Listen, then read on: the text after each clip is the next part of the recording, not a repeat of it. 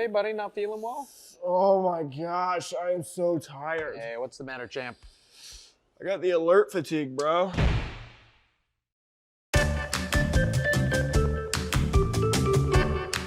name is Ryan Kovar. I'm a distinguished security strategist here at Splunk. I've been here for about 6 years. My role is to just do cool security stuff, talk about it, and help customers around the world, which has basically been the same job I've had since I first started here. Previous to that, I worked on a nation-state hunting team at DARPA and the Department of Defense and the U.S. government in Washington, D.C., and worked everywhere from helping out the intelligence community in the UK to living in Japan while I was in the Navy. But almost everything I've done is somehow around security. But myself, and like many people with this amount of gray in my beard, many of us started as Unix admins or Windows admins. So Windows NT 4.0, HPUX, all that sort of stuff, still kicking around in the background. Awesome. So yeah, and listen, you can't throw a kitten around the hacker community about, I mean, Danny, why would you want to throw a kitten? I don't know. Have you ever had to do compliance? Specific thing, but okay. Have you had, if you've ever done compliance, you're like, no, I get it. True. So without seeing Ryan's name, right? And it's, I was lucky enough to first meet him. I met Ryan down at one of the SANS CTI summits in DC a couple years ago now. I was lucky enough to meet him. He actually, I think you spoke. Yeah, I've spoken at, I think, 4 SANS CTI summits. Probably spoken primarily, almost all of them, with Dave Harold, one of our colleagues here at Splunk. I think I've probably spoken at 12 or 15 SANS summits around the world. At this point, different ones, CPI, Blue Team, DFIR, so forth. But yeah, now I'm lucky enough to also be on the advisory committee for the SANS CPI Summit. So a lot of respect and love for those folks. Yeah, it's great. That was, oh man, remind me next time to tell you a story that's not quite fit for the stream about that SANS CTI Summit. Long story short, the second I got there, I ended up having to take an Uber to the mall to get a change of clothes. I'm going to leave it at that for right now. That's how shocking my presentation was, everyone. We'll just leave it there. You hadn't even spoken yet. I just heard you were there, and now I'm like, what time does JCPenney open? And not the first man to need a change of trousers around me. You know, and then you gotta throw certain pieces of clothing away. It was a real big pain in the ass. So well, fun fact on that is if you are in the DC area, like at ShmooCon, and one of your pen testers that's about half your weight tries to keep up with you at night and spills wine all over his only pair of jeans that he brought, you can get delivered to the hotel from Amazon, same day delivery, new jeans within an hour, we found out.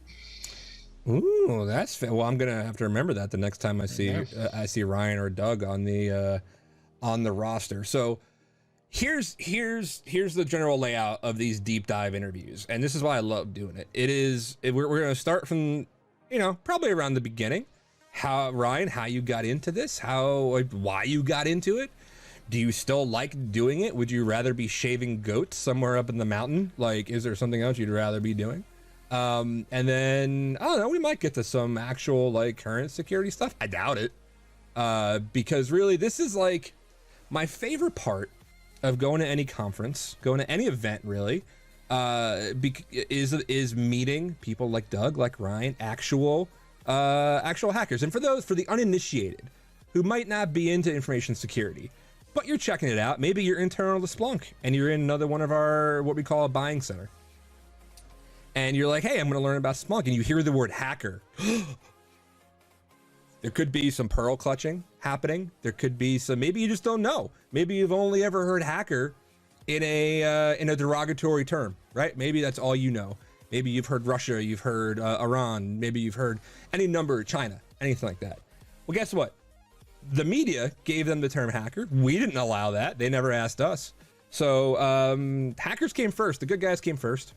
And that's what part of this podcast is meant to show, that we got some really talented hackers here. So let's just get it started. Ryan, how did you fall into this? Well, actually, let's back up. I don't know if you said it in your intro. How long have you been here? I've been at Splunk for about 6.5 years now. So going back, and I've been doing cybersecurity in one way or another. And even me saying cybersecurity speaks to the provenance of my job history since I joined the Navy back in 1999. So one way or the other, I've been doing something to do with security way back in the 90s. Oh, Makes good. me feel very old. Good. You feel old. Jeez. How did you get? So I started late, right? I got into computers because I was one of the lazy high school kids, and I was like, I graduate in a week. Better do something. I hear there's money in them that are computers. How did you grow up messing with them? Like, did you grow up on the BBSs and the IRC and stuff like that? No, not really. For me, the closest I got was we used to play a lot of Duke Nukem 3D and things like that. And back in the oldie timey of computers with modems, you had to do a lot of wind trumpet settings and modem settings and modifications and learning about packet sizes and all sorts of things like that to be able to get it to communicate. So I learned networking kind of by accident of not really caring about networking, but just wanting to be able to play a video game, which the Venn diagram of people who get into computers because they want to either hack a video game or play a video game, I think is pretty tight, at least of a certain generation. But after that, no, my family historically has never gone to college first. And so when all my college friends in high school were kind of talking about how they got accepted in the universities, I kind of said, oh, you have to apply? There's a step there I kind of missed. And so I started going around and talking to, decided to look at joining the military. And I talked to the Marines and I was like, oh, this seems interesting. And they said, well, we're the Marines. And they kind of went into the Marine pits. And I said, that does not seem as interesting to me. And talked to the Army, and the Army said, well, we've taken your test. You look really like you're going to be a great candidate for like PSYOPs and things like this, military intelligence. Like, well, if I join the Army, I kind of just want to drive a tank and blow stuff up because that seems fun. And they said, no, you're going to go here. And I said, I don't want to do it. So finally, I talked to the Air Force. The Air Force says, you're not nearly smart enough or handsome enough to join the Air Force. And the Navy said, we will take you. You can do almost anything you want, but we're not going to put you in charge of nuclear engineering because my math skills are abysmal, something I'm very bad at. So I joined the Navy to become a system administrator. And of course, when you're in the military, you kind of by default end up doing a lot of security work. Your job is by default national security. So the outcome of that is I joined as actually joined as a radioman, which was the technical term. So it really just meant we did all communications. And as they kind of combined that, it turned into a job called IT, which was very nice because it was a direct one-for-one outcome for getting out of the Navy, which very few people in the military can say. And then I was lucky enough to be stationed on the USS Kitty Hawk, which was an aircraft carrier out of Japan. And I was working with a very good friend of mine and my mentor, Marcus LaPerera, who actually now works at Splunk as well. He just joined on our team. But so 20 years ago, I started working with Marcus, and he was my mentor and kind of taught me everything I knew. And by the time I left, I was running a 40-person shop, responsible for about $30 million worth of inventory. We had about 5,290 users on the ship. We had 18 Alcatel routers and switches, which were all, that's just the unclassified side that we're talking about. And we had to protect those. And at the time, I was in right at towards the end of the war, towards the end of my time in the Navy, I was working, we had just gone into the Gulf for the second invasion of Iraq, because we have to keep count at this point. And they basically asked me to go talk to the 4-star or 3-star admiral about our network cyber defense against the Iraqi hackers. And so I had to take salt shakers and pepper and kind of say, well, this is a cyber bullet. Pew, pew, pew, pew. And it's going to go against all these other places until it gets to us. He goes, well, what happens if it gets to us? I said, we're completely screwed because everyone upstream of me knows what they're doing. And he said, oh, okay, I get it now. Cyber bullets. So I was like, that's pretty much a too long didn't read. So that was one of my first like true nation state discussions I've ever had, was in a stateroom off the coast of Iraq with F-14s taking out the flight deck, talking to a 3-star admiral about cyber bullets using salt and pepper. And honestly, my life hasn't changed a whole lot since then. It's just now I use a whiteboard, but we still have pew-pew maps and cyber bullets. So that's how I kind of got into it. What's actually funny about that, and I know that's not, like, I've never been in the military, but I just got done reading General Mattis's book of Call Sign Chaos. And multiple times. He's in the middle of the desert. He's in Iraq and all these places, and he's trying to explain to the regional warlords and stuff that are actually working with him and their military. And he's like, yeah, we used rocks and salt and pepper shakers and whatever was on the table, and that's what they understood. How did that shape how you speak to audiences today? Because I imagine there's a lot of translation that has to go into that from I think the biggest thing, I think General Mattis would agree with this, is learning empathy for everyone you're talking to. And just because someone doesn't have knowledge doesn't mean they're stupid. And a lot of times I believe what our job, partly as technologists, both in the current role I have and just even when I worked on customer sites, was really translating the arcane into something that business leaders can make decisions about. And the reality is none of this stuff is actually that hard. Anyone who gets overwhelmed with how awesome they are should remember our job is no more complex than a plumber or a mechanic. We fix things that are broken and protect it from other people.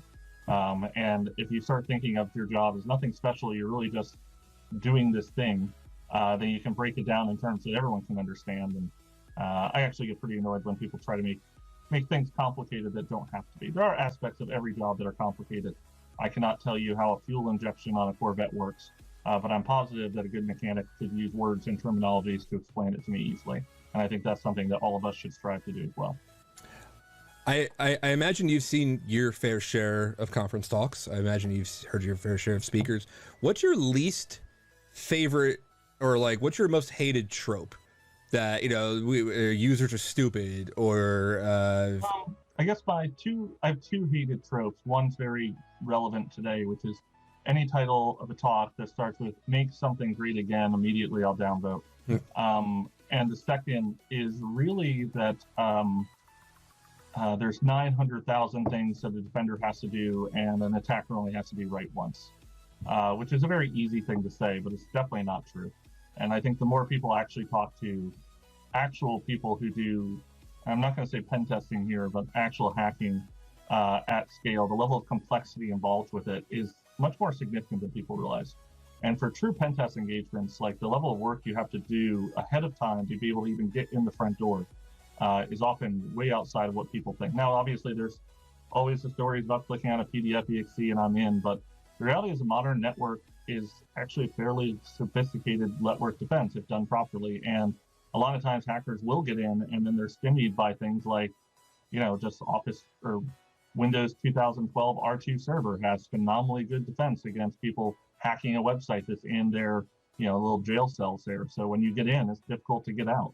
So a lot of it is about zone defense, and it's not quite as simple as people make it out. So I get annoyed by talks that just imply it's a binary, one successful cyber bullet. The reality is the adversaries are sending tons of artillery downrange, and eventually they might get in, but it's not just easy. Yeah, that's probably my. Oh, and actually, I'm gonna go to Doug real quick. What's the biggest misconception? I imagine both Ryan, you, and Doug have had your chance to speak to the upper echelons of leaderships in different organizations. What's one of the most frequent things, Doug, that you've mentioned in your 75-word title, that the work you do, that like maybe executives, what's the most common thing they don't kind of grok? Like do you hear like one of my least favorites, and Ryan, I'll give you a chance to respond to this one too, is we're not a target. Well, yeah, and I think this goes back to, when just even to what Ryan was saying, it's like when we look at, and I was even thinking about this weekend, the word penetration testing, I've come to hate in a certain way, because you can tell he really despise it, because he's like, it's rubbing. It's like, it just sets it all right, because it's like, damn it. There's things like adversary simulation, which is closer, I would say, but this idea is that we still seem to forget what the business objectives of the attackers are, and that's what people keep thinking. Well, what do you mean? What do you mean they have business objectives? I'm like, we're far past. We're at least 20 years past this being something that people are doing for doxing and just having fun. I mean, this is a business. If you look at ransomware as a service or any of these other things, I mean, these are highly organized criminal organizations that orchestrate their attack. I mean, this is not fly-by-night operations. This is something they've monetized and they make a ton of money on. And until you look at it from the lens that this is a business to them, and you would treat it as a business risk within your organization and your assets, your data, not just your computers, the assets being the underlying data, how people communicate, is valuable to them. They're going to find a way to leverage that within their operations. And that's what I've said with companies that have said, well, hey, I don't have any, healthcare data. I don't have any credit card data. I'm like, nobody cares about that anymore. They haven't cared about that for a long time. There are organizations that do, but for the most part, it's, they're looking to leverage intel and other things they gain from what they find within inside an organization. And until businesses think like the attackers in that perspective, not just the bits and bytes, we're just going to continue to spin our wheels. Ryan, do you still do you ever get nervous around leadership? Like, I actually, let me ask, are you in a position here at Splunk where you get asked to go into some of our clients or talk to their leadership? And do you still get nervous about it, or is it old hat for you by now?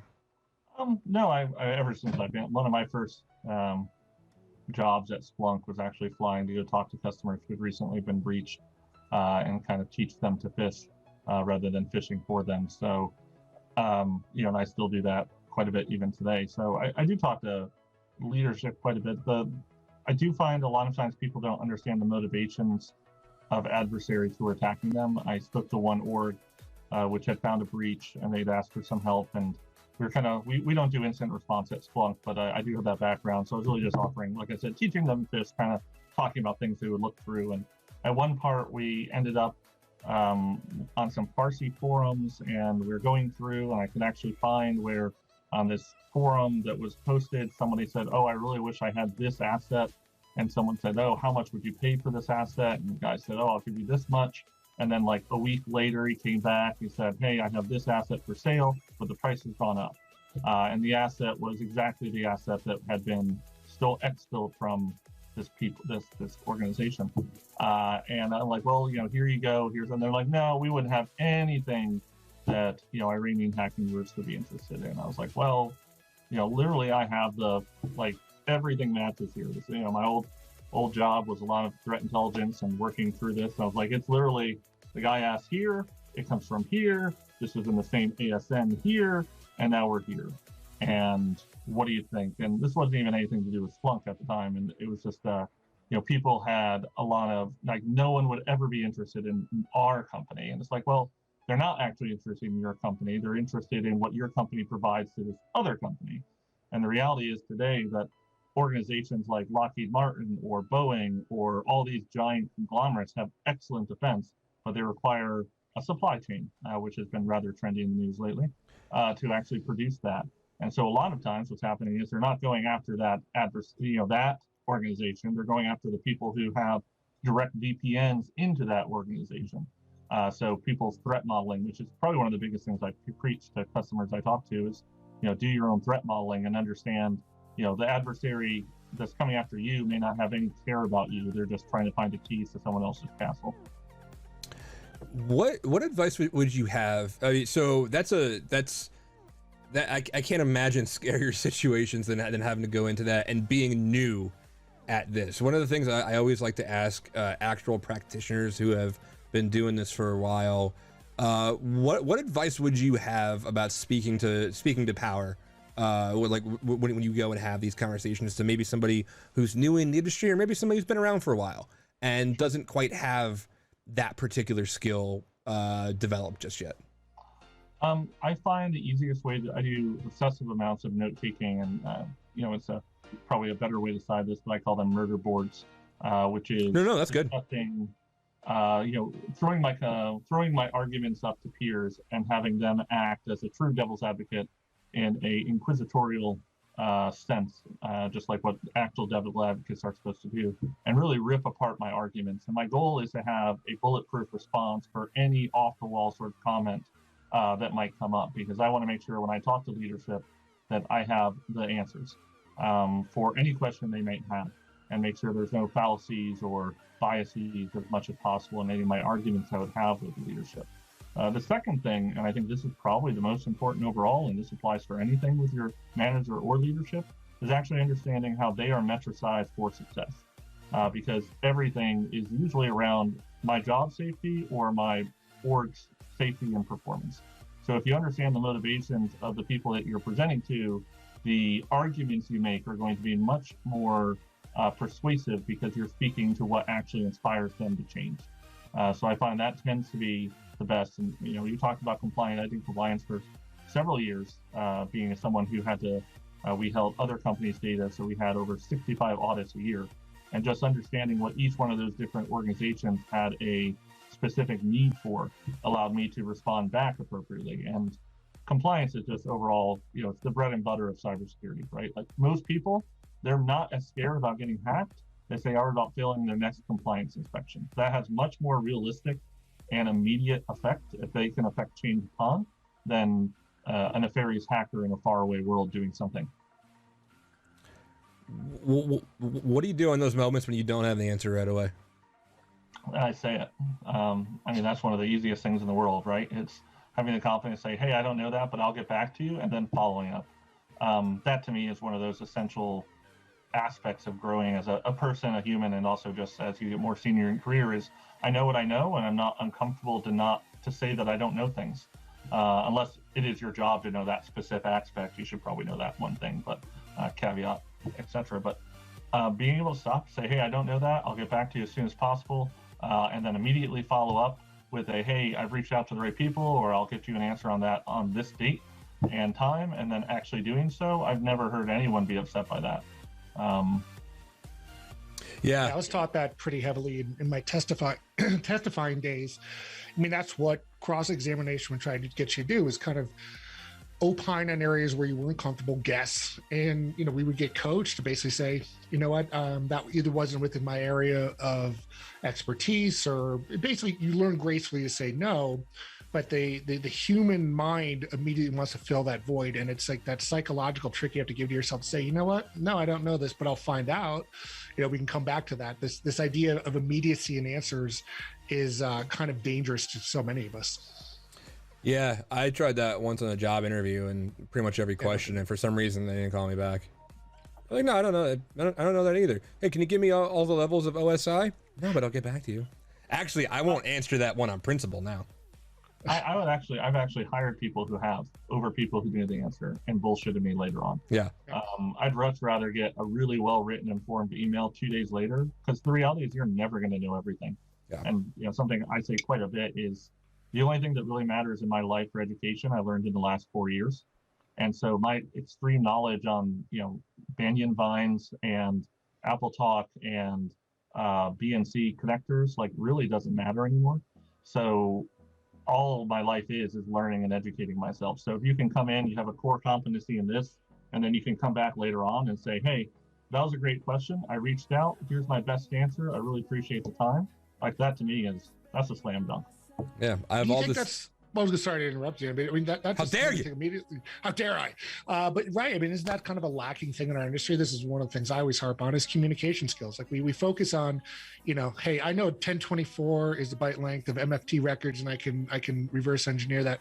Who cares? There's diminishing returns on that. The ability to communicate complex ideas, or find resources and find ways to basically put things in the written word or verbally that is easy for leadership to understand seems to be a lack of a focus. But Ryan, I got to imagine you've dealt with some pretty heavy hitters on the global scale when it's, both in companies and in the military. How have you distilled things down so where they're like, okay, cool, I get it? I don't have an easy answer on that one. I certainly agree with you. I think there's one of the problems I see consistently in every organization I've ever worked at is that the only path forward for most individual contributors, which is where most people start early in their career if you're a techie, is to go eventually into management or a leadership role. And for a lot of people, the ability to, reverse engineer a malware sample or, write up an incredible threat intelligence report has very little to do with communicating that or, leading people and such forth. The ability to learn to communicate is something that I do think everyone needs to work on. It is not necessarily a skill that comes to everyone. And things like conferences, they certainly help you speak, but they don't necessarily help you speak better, would be my argument. It certainly helps you with getting over public fear or public, speaking fear, But I've heard a lot of bad talks by people who are very, very confident in what they're saying. So writing is like anything. I will say, I barely graduated high school because I kind of got bored with the whole thing. I didn't get an undergraduate degree. I was lucky enough to live in the UK, and they let me get a master's degree when I was over there. And if there was one thing I learned, it was not actually from my professors, it was from my wife, who has a PhD, was how to write more gooder and write less wordier and crappier, although she never taught me how to speak better. But being able to communicate more effectively in the written word has been a huge advantage to me, and that was one aspect. And the only reason I learned it is I had to turn in a 40 to 50 page essay every week. And when you're chewing through that for 2 years, you get a lot better at writing and communicating. I think I've always fancied myself as a pretty decent writer. I do a lot of blogs and things like that, both in tech and without. One of my biggest tools that has helped me is actually Twitter. I was relatively annoyed when, I take full advantage of it now and then some, when they changed it from 140 to 280 or whatever it is, characters, because it really stopped me from being more verbose than I needed to be. Like, why use 8 words when 3 will do? So I thought that's been a great tool for me to be like, do I need that extra, word in there? Do I need to pontificate on this anymore? And hell, even at 280 characters, I think it's still a really great tool to kind of learn to cut your messages down.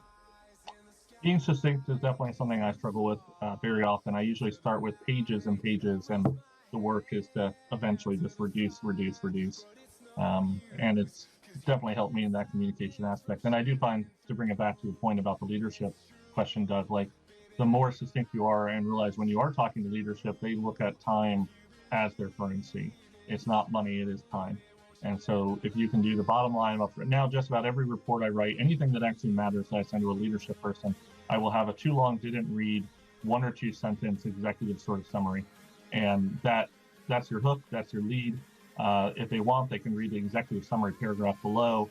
And then for me personally, I usually have quite the lengthy email, but the reality is everything they actually need to know is a 10 or 20 second consumable. And if they choose to read more, they can. And that's been pretty effective as well. Speaking of reading, you have quite the bookshelf behind you. What's your favorite book on that bookshelf?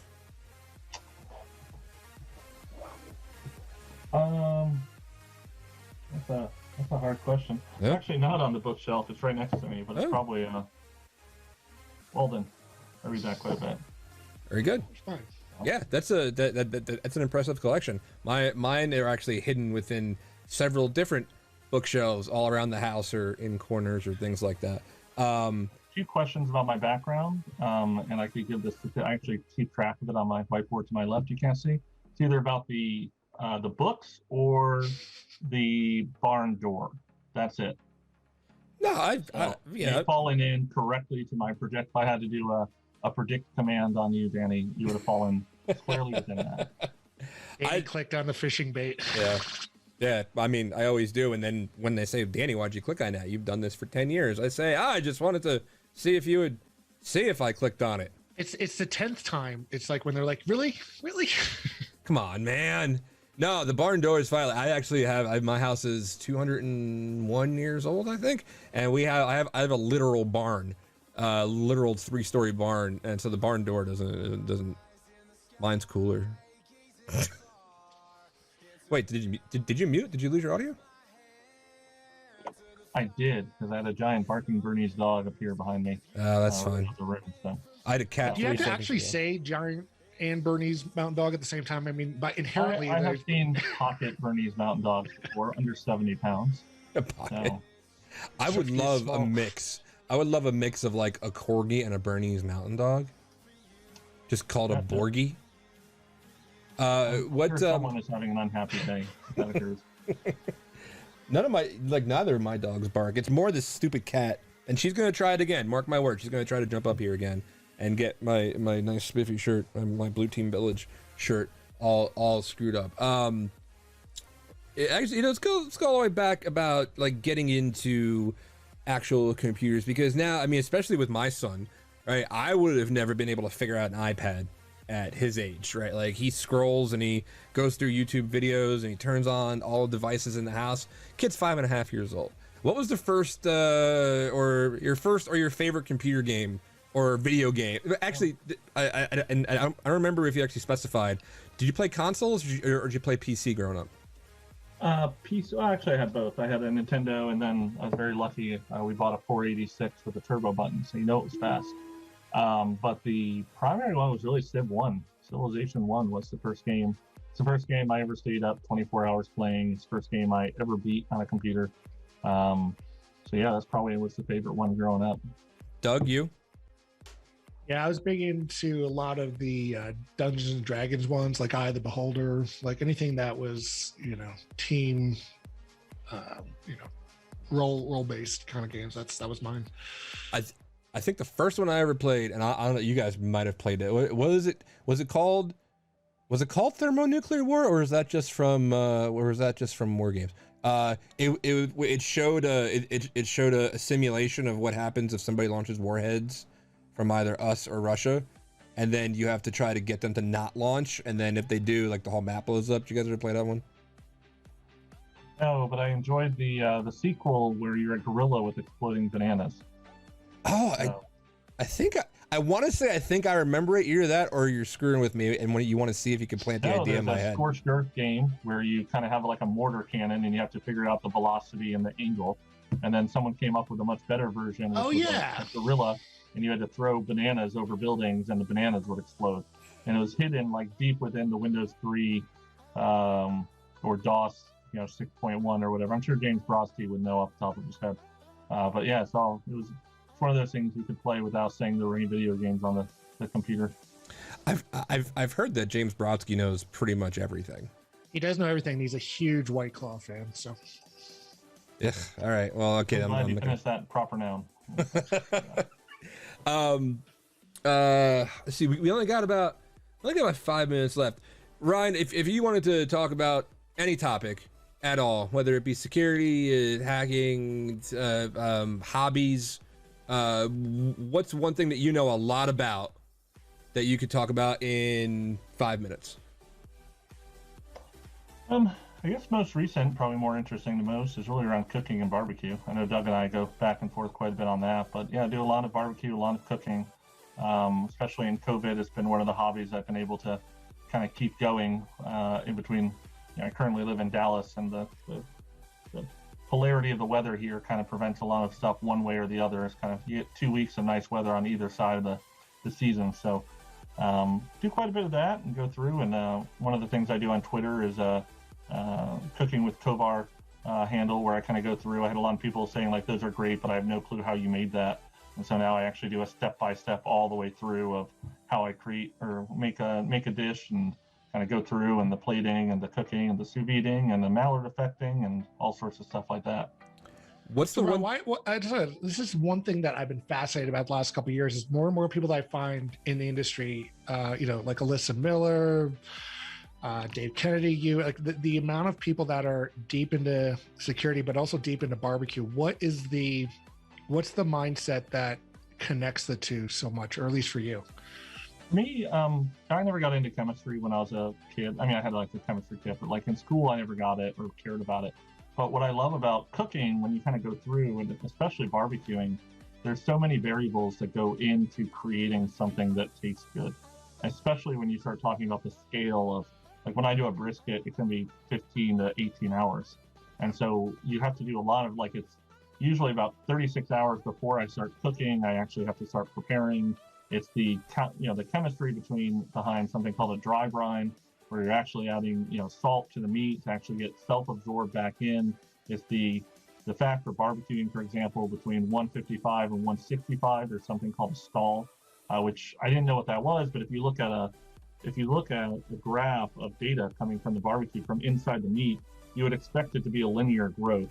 But the reality, at about 155 to 160, it plateaus for about 1 to 2.5 hours for the brisket.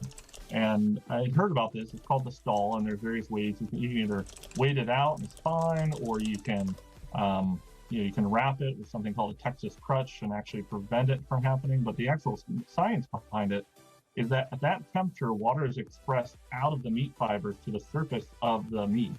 And the air that goes over the actual smoke and the oxygen in the barbecue actually causes an evaporative effect, which cools the meat, which prevents it from actually cooking past that temperature until you've expressed all the liquid out of the bark to a point where you can move past. And just that aspect of it is a fact, like, until you understand the science behind why this is occurring, it doesn't really make a lot of sense. You just kind of blindly follow it. And there's a lot of aspects of cooking like that. Sous vide is something I love, where you're actually cooking at temperature in a water bath. And you can cook it at a lower temperature for longer and kill off the bacteria inside something. So for example, when I eat pork, if I sous vide it, I might cook it at 136, 137, which is drastically below, I think USDA recommends 160 Fahrenheit, of course, for all these measurements, 160 degrees for pork to kill off the trichinosis worms, which haven't actually existed in American pork for about 50 years, but we still do that. So for most of us, we grew up with pork that was horrible. Like, you know, it was a cheap cut of meat. It was an overcooked parade pork chop, or like a pork tenderloin was like eating a piece of firewood.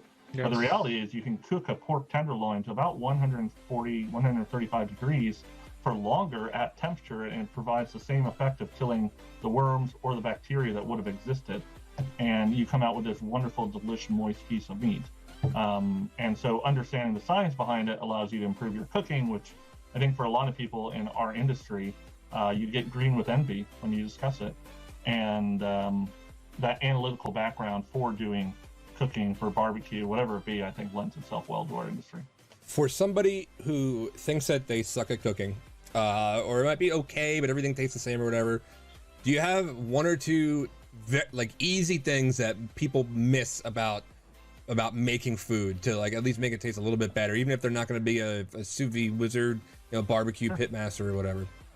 The easiest one is when you make a sauce, taste it. The amount of people I've worked or talked to where they don't actually taste as they go, and it's not necessarily does this taste good, but I've added an ingredient. Does it taste like I think it should with what's inside of it? And then at the end, tasting your sauce, tasting your stew, tasting whatever, and actually getting your seasoning right is a huge deal. And then if you've ever wondered, two more things. One, if you've ever wondered why vegetables are so much better at a restaurant than you've ever done at home, it's because, as Anthony Bourdain would say, they add a shit ton of butter and sugar. You know, the way he would make carrots that would be delicious is basically a half a pound of butter, 6 or 8 carrots, and a quarter cup of sugar. Yeah, brown sugar. Anything in that much butter and sugar is going to taste delicious, which I think is a huge one. And the final one that I'll say is if you make a salad, toss your salad beforehand and salt and pepper it. Season your salad and toss it thoroughly before doing anything, and save it to the very last minute. And you will see a huge difference on just how a salad tastes. That's something my wife taught me long ago, and now it's every time I go to a restaurant and I get a salad with just a dressing poured on top, I'm enraged. Just start table flipping. By the way, in the Twitch chat, Rex Gar says, thank you for the tips on pork. He's going to give that a shot. They, he, she, I'm not quite sure who that is. But what I didn't realize, usually in my software, I see the chat, and then I realize I'm not actually logged into the Splunk account. So I go to the website, we got like 30 people hanging out. This is awesome. All right, cool. So 25 accounts from her. That's all right. It's all metrics, baby. It's all metrics. Why did my video go off? Get the heck out of here. Oh, it's obviously Russia. Obviously. It's obviously Russia. Did I not plug my stupid camera in? What is going on? All right.